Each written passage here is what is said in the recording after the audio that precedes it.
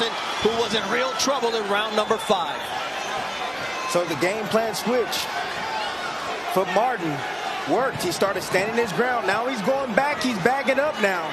Maybe he needs to revive from the last round. Yes, in that last round. Threw a ton of punches. Oh, what a counter right hand from Charles Martin. Now it's the right landing on Jared Anderson. Told you. That's a punch that hasn't been on the radar and a punch that he hasn't thrown very much in this fight, the right hook. Questions being asked of the young prospect, Jared Anderson.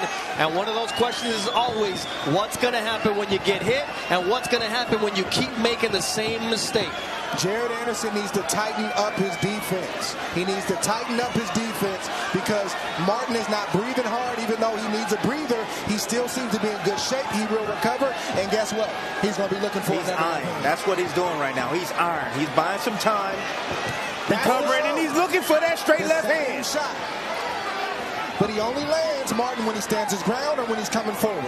What I say early on, yes. His athleticism was coming through. He was fully charged. As his energy starts to drain, now he's not as quick getting out of the range. That's why you see Martin landing with that straight left hand as Jared pulls straight back. I think Anderson needs to focus on quickness, not power. The power can come back late. He needs to win a couple rounds, get his feet back under him, and let Martin know I'm still here. What Anderson needs to do is do what he's doing now. Win this fight with his jab. Keep the jab in his face so he can't set his feet, and he has to keep on resetting. Charles Martin's nickname may be the Prince, but today he's asking the questions as he lands another right hand on Jared Anderson, who seems to connect a shot of his own. We talked about Martin not being your typical last-minute replacement that you get off the couch. He was preparing for a fight on the Ryan Garcia-Tank Davis undercard, and you could see that preparation showing tonight. He told us he'd been in the gym for the past 10 or 11 months. He wasn't surprised when he got the call to fight Jared Anderson. In fact, he anticipated that. Now he's here. This is his moment. Good shot right there from Jared. Small right hand on the inside. You see the left arm right now of Martin by his midsection. He's protected. That hurt him. There's another right hand. Jared notices it too.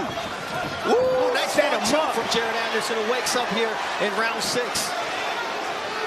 Jared just faked like he was going down to the body and came up top. See, small adjustments right there, like Tim said. Just Jared going to the body with the right hand instead of the head could start to change what Jared's already up, but start to change the momentum back in his direction after getting hurt in that previous round. Charles Martin told us in the fighter meetings, I've never seen Jared go to plan B. I'm going to ask that question.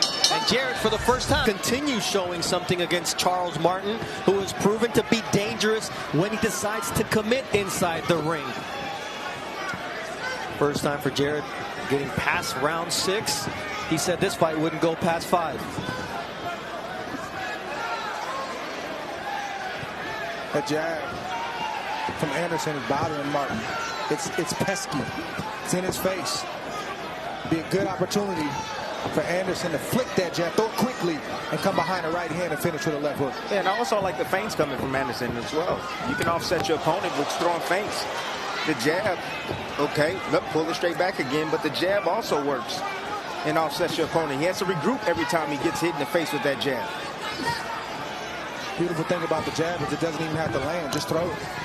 Because it blinds you. Your opponent has to contend with it, even if it doesn't land. It's the key to your offense, and you can throw it down to the body like Jared did. You can throw it to the face like he does there. Here in round 7. There's a leaping left from Jared Anderson. Doesn't catch Martin clean.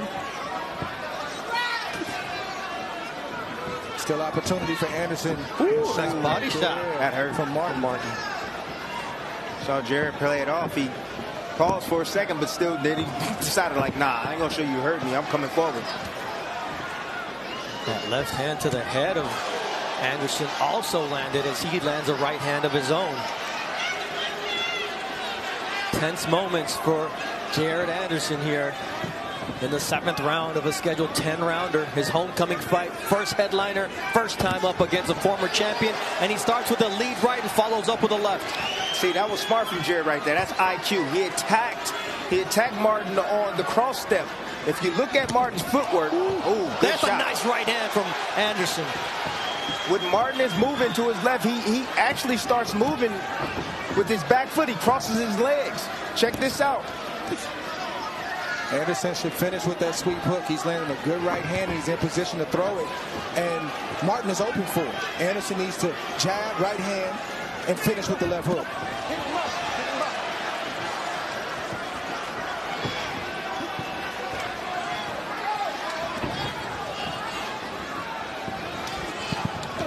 Martin trying to do something, trying to change it up a little bit and throwing straight instead of throwing a straight left hand. The left hook is wide open for Jared Anderson. He's throwing an uppercut now, looking for the uppercut. Uncharted waters for Jared Anderson. Good shot. As he's now in deep water. Usually he's a big puncher, throwing a lot of punches, but here he's only out-throwing his opponent, Charles Martin, by 41 punches over 7 rounds.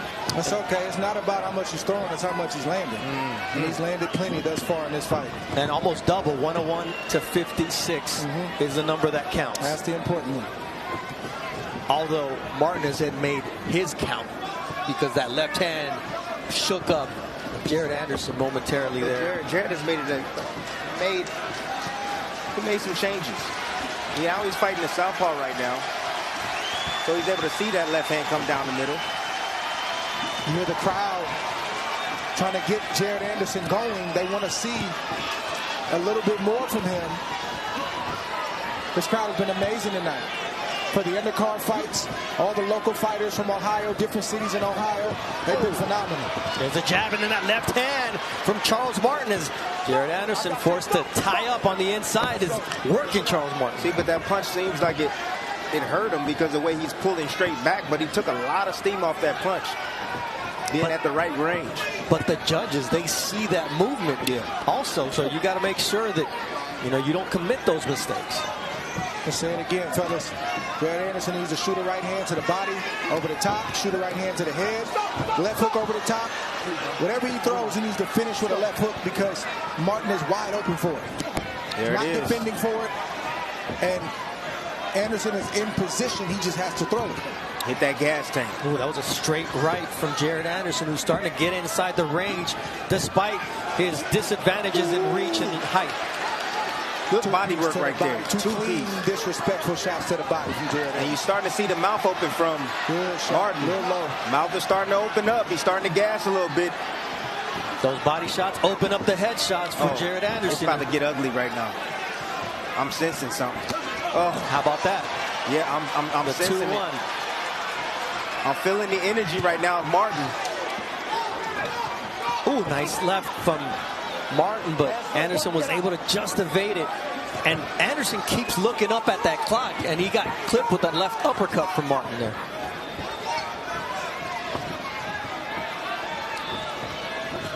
Ooh, that was a straight shot from Martin as Anderson was loading up.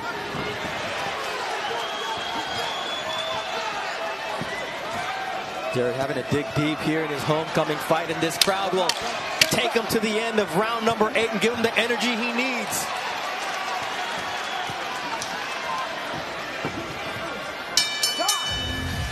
Frank Stable, we hope to see him August 26th, and here we see the punch differential at 41%. Anderson getting closer to his 42% accuracy rate. Charles Martin, though, still dangerous as he gets clipped with a short left hook from Jared Anderson here in round 9 for the first time as a pro. The deep waters that Anderson had never swam in, and Martin says, that's where I want to take over. Ooh, Martin now took a page out of Jared's book. He said, okay, I can land my shots too to the body. Just landed 2 straight left hands down to his body. It's good for the gooses, good for the gander. Oh, nice left hand Good there counter from Jared.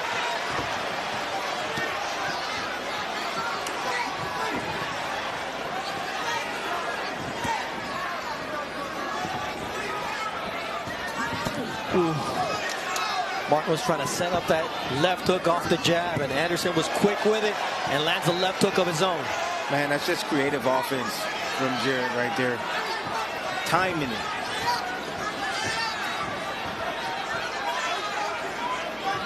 Southpaw stance, goes down to the body, does Anderson, avoids the right hand of Charles Martin and doubles up on the jab. Woo. Nice right hook downstairs. Woo, there's a right and a left hand from Jared Anderson. It looked like Martin wanted to touch gloves or something. Martin confused right now.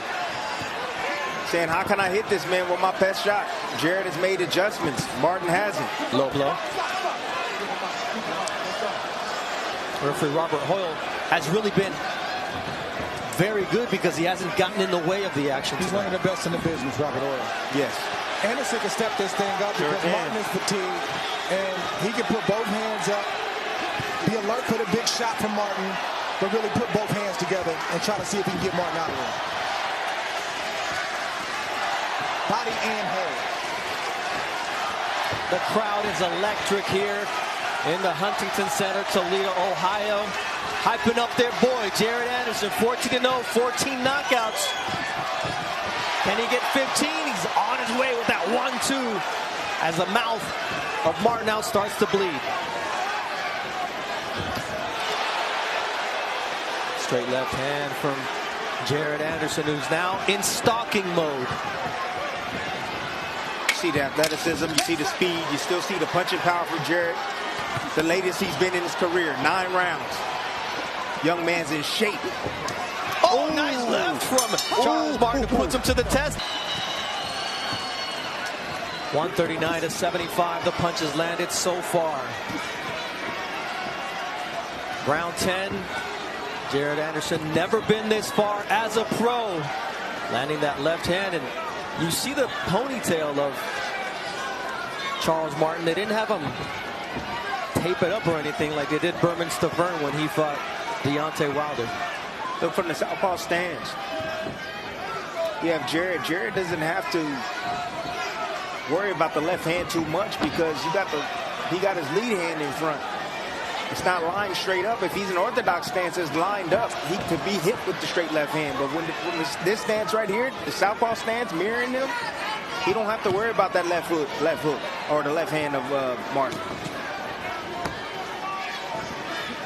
He ducked under the left hand of Martin there.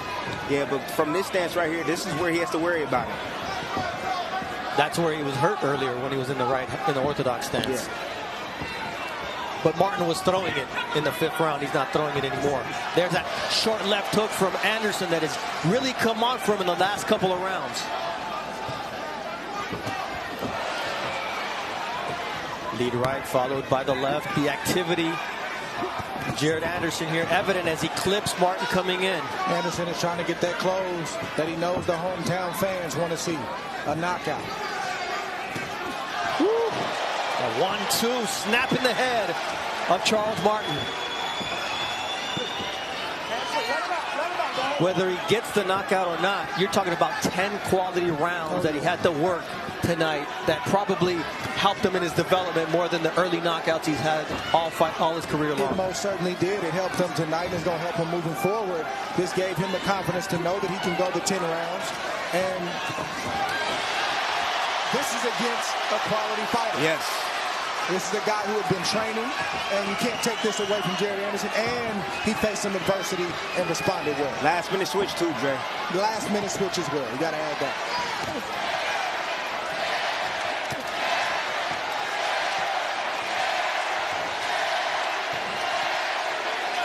Give it up for Toledo, Ohio. This crowd is electric, and Jared is feeling it.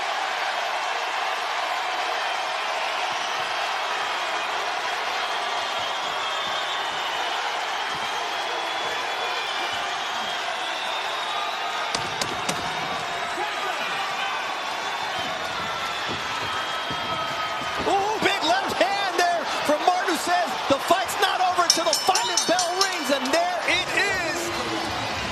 Mike Fitzgerald scores the bout 98-91. David DeYoung and Ben Rochester both have it 99-90. All in favor of your winner by unanimous decision. And still WBO International and WBC USA